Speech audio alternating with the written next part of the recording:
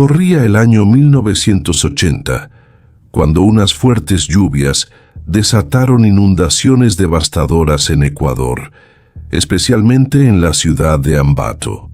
Cientos de personas fueron arrastradas por el agua, y cuando la tormenta finalmente terminó, los equipos de rescate comenzaron a buscar a los desaparecidos para identificar sus cuerpos. Pero entre el barro y la destrucción apareció algo que nadie esperaba.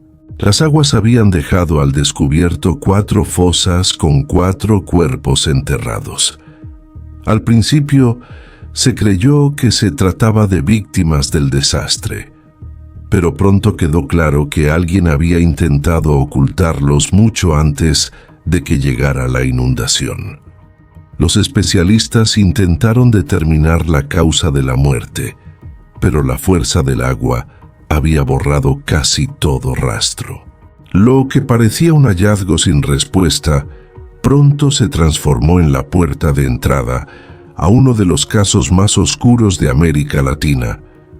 Y quédate hasta el final, porque esta historia no solo revela a uno de los asesinos más temidos del continente, también muestra cómo estuvo años matando sin que nadie lograra detenerlo. Si te apasionan los casos criminales más perturbadores, las investigaciones oscuras y los expedientes que parecen imposibles de creer, estás en Crimen Oculto. Suscríbete ahora, activa la campana y deja tu like, porque aquí las historias no se cuentan a medias. Pocos días después del hallazgo, a finales de abril de ese mismo año, un hombre fue detenido en un supermercado cuando intentaba llevarse a la fuerza a una niña de 12 años. La madre comenzó a gritar desesperada, y varios comerciantes corrieron a ayudarla, logrando retener al sospechoso hasta que llegó la policía. Ya en la comisaría, los investigadores intentaron interrogarlo sobre los cuerpos hallados en Ambato, pero el sujeto no respondía. Solo reía, miraba al vacío y permanecía en silencio. Durante más de una hora, no lograron sacarle una sola confesión. Entonces, surgió una idea distinta.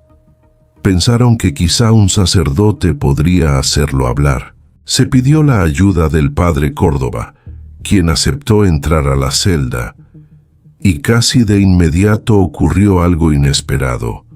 El sospechoso comenzó a hablar, y habló durante toda la noche. Al amanecer, el sacerdote salió completamente afectado. Dijo que ya no podía soportar un minuto más de lo que había escuchado. Aquel hombre le había confesado actos tan crueles, tan monstruosos, que incluso él quedó horrorizado.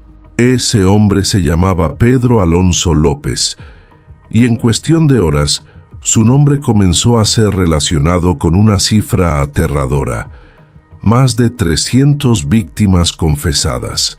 Según sus propias palabras, había asesinado al menos 110 niñas en Ecuador, 100 en Colombia y más de 100 en Perú. Aquella confesión estremeció a todo el continente. Pero para entender cómo había llegado hasta ahí, había que retroceder en el tiempo. Pedro Alonso López nació el 8 de octubre de 1948 en Colombia, en una época marcada por la violencia. Desde niño vivió entre pobreza, abandono y maltrato. Su padre murió antes de que él naciera, y su madre criaba a varios hijos en condiciones extremadamente precarias. La violencia dentro del hogar fue constante, y la infancia de Pedro estuvo rodeada de escenas que lo marcaron profundamente. A los 9 años, fue expulsado de casa y comenzó a vivir en la calle. Vagó por barrios peligrosos, sobrevivió como pudo y, según su propio relato, fue víctima de abusos y agresiones en repetidas ocasiones. Aquella etapa fue alimentando en él un resentimiento profundo, una mezcla de rabia, trauma y violencia acumulada. Tiempo después, una pareja de estadounidenses lo acogió y por un breve periodo pareció que su vida podía cambiar. Tuvo un hogar, fue a la escuela y conoció algo parecido a la estabilidad. Pero esa oportunidad también se rompió.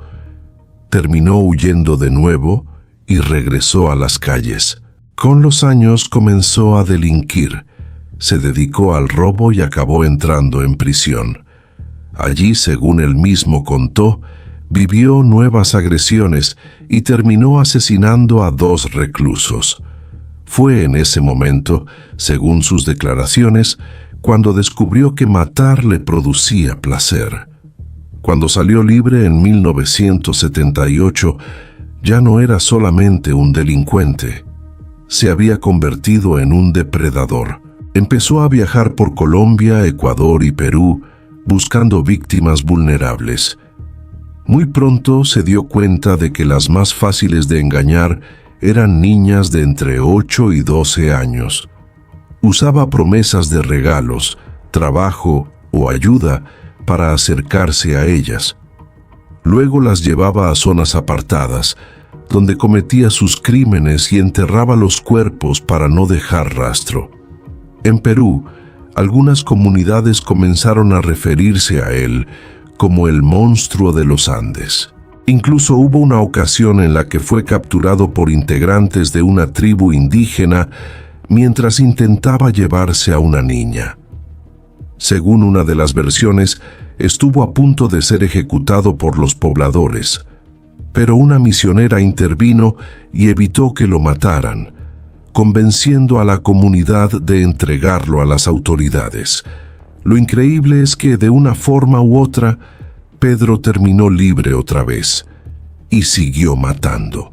Entre 1978 y 1980, las desapariciones de niñas aumentaron de forma alarmante en Ecuador y Colombia. Pero la policía no relacionaba los casos entre sí. Muchas desapariciones eran atribuidas a redes de trata o simplemente quedaban sin resolver, hasta que la naturaleza hizo lo que la investigación no había conseguido. La inundación de Ambato sacó del barro las primeras fosas, y después vino el error que lo delató: el intento de secuestro en el supermercado. Aunque la confesión inicial sonaba casi imposible de creer, Pedro se ofreció a llevar a la policía hasta los lugares donde había enterrado a sus víctimas. Los investigadores seguían escépticos, pensando que quizás solo buscaba notoriedad. Pero cuando llegaron a una zona cercana a Ambato y comenzaron a excavar, el horror quedó confirmado. Aparecieron los restos de 53 niñas. Tenían entre 8 y 12 años. En ese momento, las dudas empezaron a desaparecer. La policía entendió que estaba frente a un asesino en serie de dimensiones monstruosas. Sumando esos hallazgos y los cuerpos descubiertos tras la inundación, el caso ya alcanzaba 57 víctimas localizadas, aunque Pedro insistía en que la cifra real era mucho mayor. Si has llegado hasta aquí, comenta ahora mismo Crimen Oculto.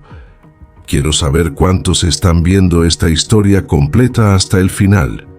Y si quieres que sigamos trayendo expedientes así de impactantes, apóyanos con tu like y tu suscripción. En 1981, Pedro Alonso López fue condenado en Ecuador por asesinato múltiple. Pero aquí viene una de las partes más impactantes de toda esta historia. La pena máxima que podía recibir en ese momento era de apenas 16 años de prisión. Sí, uno de los criminales más temidos de América Latina recibió una condena que hoy sigue pareciendo increíble. Primero estuvo recluido en la prisión de Ambato y luego fue trasladado al penal García Moreno. Allí pasó años escribiendo, dando entrevistas y, en algunas ocasiones, intentando cambiar su versión, diciendo que no era el autor material de todos los crímenes y que solo había sido cómplice de otro hombre. Pero su libertad terminaría llegando.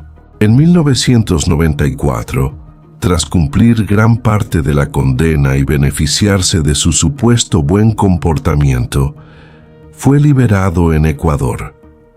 Poco después fue entregado a Colombia, donde fue procesado por otros casos. Allí un juez lo declaró inimputable por demencia y fue enviado a un hospital psiquiátrico. Años más tarde ocurrió algo todavía más desconcertante. Fue considerado recuperado y quedó libre tras pagar una fianza mínima. Antes de salir, dejó una frase que heló a quienes lo escucharon. Dijo que matar era algo apasionante, que si alguna vez volvía a tener la oportunidad lo haría de nuevo, y que esa era, según él, su misión. Aún así, fue dejado en libertad. Después visitó a su madre y poco tiempo más tarde desapareció.